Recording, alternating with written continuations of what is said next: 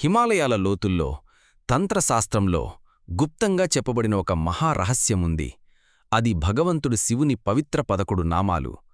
ఈ నామాలను శ్రద్ధతో జపించిన వారికి కష్టాలు తొలగి మనసుకు శాంతి లభిస్తుందని పురాణాలు చెబుతున్నాయి.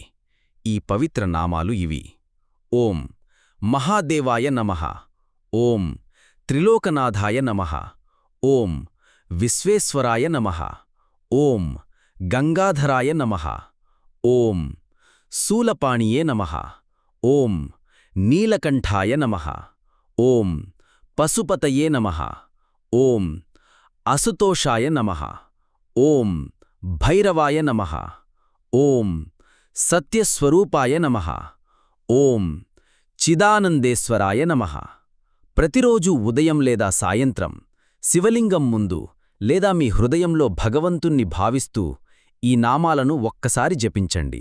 మీలోని భయం కరిగిపోతుంది, మనసుకు ప్రశాంతి కలుగుతుంది, జీవితం వెలుగుతో నిండిపోతుంది.